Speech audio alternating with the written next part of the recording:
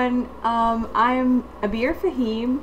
I'm sometimes referred to as Dr. Fahim. I'm a professor. I have a PhD in American literature.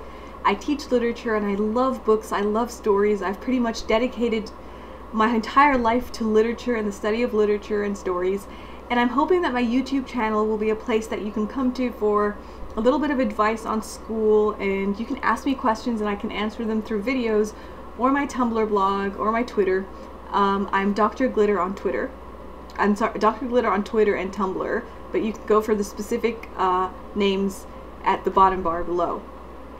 Today I'm just really excited for my first video. I just want to say that this setting will not be the usual setting because I'm going to be I'm just traveling at the moment, and this is just the background in the hotel room. I'm going to be filming in my apartment once I'm back next week, and I hope you like my apartment and my office and so on. So a question that I often get asked by students or anyone who knows that I teach is, how do you interact with your teacher? How do you know that you're doing the right thing in a classroom? And from a teacher's perspective, let me give you 4 quick tips. They might sound obvious, or you might have already thought of them, but maybe coming from a teacher, you kind of get an idea of how a teacher's mind works. The first thing I would say is it is so important to be able to participate, because participation shows that you actually care about the class. So if you're sitting there and you don't look really interested in the class. Sometimes I'm teaching a class and I think, okay, I look at these students who are really interested, and then I look at a student and I kind of feel like all they're thinking about is getting home and watching like the next episode of Rain or something. And as much as I love to watch TV, I kind of want to think that the students are listening to me and are actually interacting with me, because I've put a lot of effort into that class. I understand, of course, that not all classes are equally fun, and I'm not putting all the blame on the students, but if you can show interest as much as possible, your teacher will probably most likely be happier to answer your questions and to give you a chance to revise and to ask questions, and will be a lot more willing to help you out versus a student who just doesn't care and doesn't participate. The other thing I would say is rule number 2, always ask questions. I get students who ask me a question like the day right before a deadline, and I've like told them about this deadline for weeks, and so I'm sort of sitting there wondering what went wrong, like why they didn't ask me about this deadline a while before that.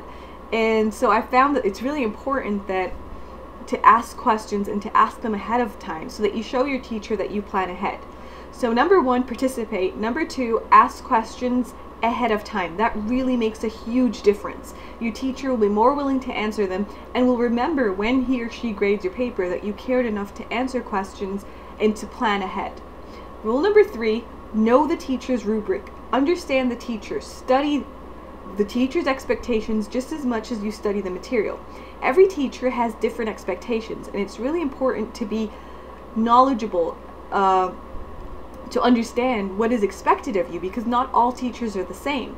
And when a teacher grades papers, I always put the instructions next to the student's paper and the rubric that I gave them. So if I tell you this is how you get an A, I'm probably going to go through a paper and grade that paper depending on those very instructions and guidelines that I gave you. So make sure that you refer to the instructions, the guidelines, and any rubric that your teacher gives you.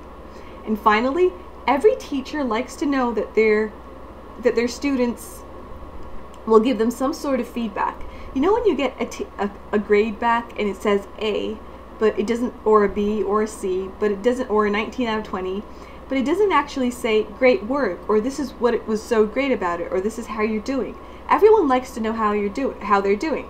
So if you're doing well, or if a teacher has helped you see something from a different perspective, or if you finally get something and something's clicked, it's nice to tell a teacher. It's nice to say, well, I've really enjoyed this class and this is what I got from it. And that kind of feedback is something that teachers really, really understand, really appreciate and are grateful for. So participate, ask questions, read the rubric and the instructions, and always give your teacher some feedback. Let them know how you're doing, how you're feeling about the classes, and especially if something went right in a class, let them know that you're grateful to be learning and at least happy that you've learned something new. So this is Dr. Glitter.